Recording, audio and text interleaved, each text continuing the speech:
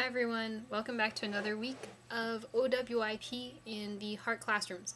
So today was a really great OWIP day as we were able to have the second Skype conference with the Kosovo PAs. So it was really great to meet them, and I'm really excited about the partnership that we're about to create and really get a good quality experience for the students.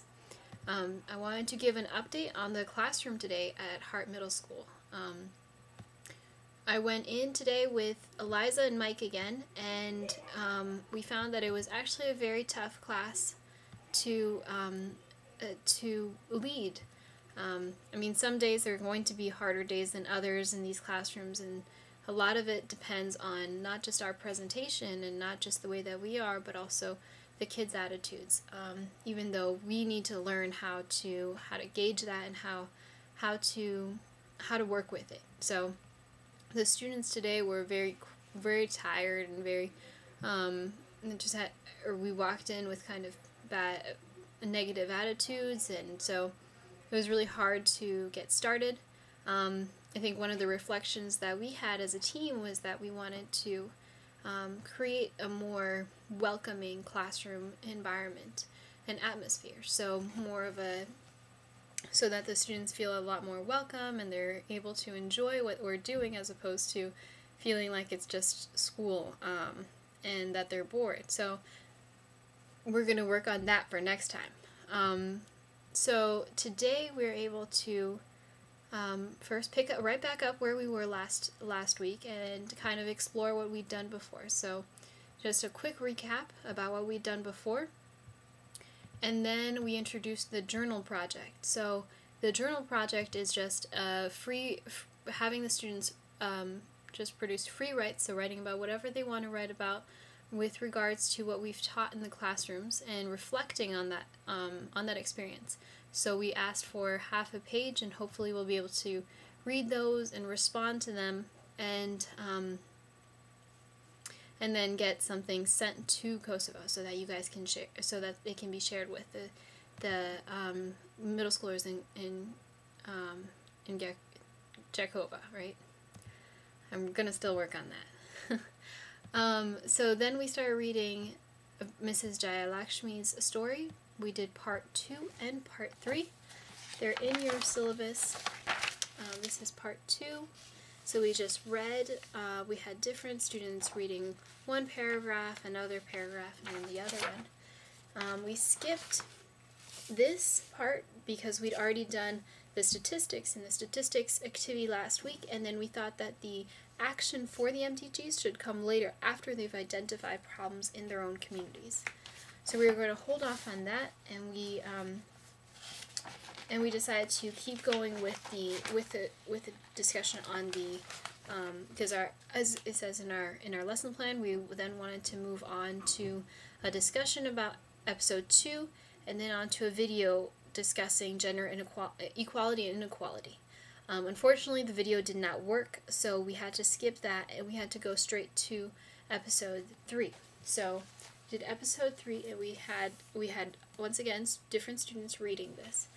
And then we had a discussion about what it was that they had talked about. And a lot of the comments that the students had today were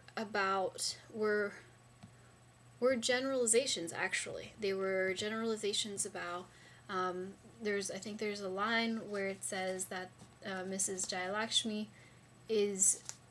reports how much she earns to her husband, and that got the students thinking that I think one student said, well, that's the way that they do it there, because if the women don't share what their income is with their husbands, then they'll get beaten. And so we spent a lot of time deconstructing that generalization, that the idea of there being something that makes that, or being wrong, being that not all women in India are beaten by their husbands, or not all women in different cultures, not that all women in different cultures are at a disadvantage. That first of all, that women in the American culture and the DC culture are just as discriminated against, and that it happens in different places in the community. We also talked about the translation of the dollar amounts, so how a lot of people saw that Mrs. Jayalakshmi was making less than $1 a day, and quantifying that and saying that it's poverty, and that, I mean, it by definition it is poverty. If it's living under less than $1 a day, but we wanted them to understand that there's more to life than just the dollar amount of an income. So it's not just about saying that America is superior because most people have more than $1 a day to live off of, but saying that there are other parts of life. So maybe maybe Mrs. Jayalakshmi's family has very strong family values, or that experience is much more important than just the dollar value associated with their wage. So we talked about that, and then the students were we were just having trouble with communication today. And so we decided to move on to the 15-minute activity on concept mapping so that they would get up and out of their seats, because some were falling asleep, some weren't paying attention. So we had them all get up in their seats and look at the cause and effect relationship, or the relationship between cause and effect. So understanding that it's not just about being discouraged because we see the symptoms of oppression and of inequality in our societies, but understanding that if we're able to think about the source, then we're able to understand that even our actions, when they have a source, then they're able to have greater repercussions. So we had the students line up in a line at the front of the room and touch the shoulder or touch their knee, and we had this chain reaction happen down the row. And so we were able to say that, do you see how even if you don't know the person at the end of the row, you still are able to you're still able to affect them. So we're kind of combining those two ideas, that first you might not know, a small act can lead to a greater effect, and if you don't know the cause of it, then you shouldn't really judge the symptom, and if it's a negative symptom.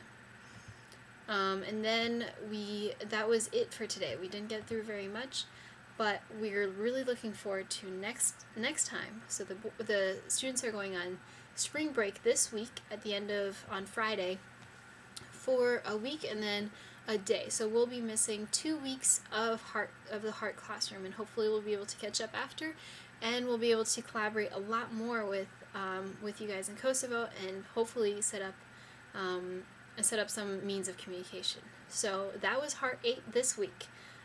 Thanks for tuning in, I suppose, and it was really great. It was really great talking to you guys today. So bye.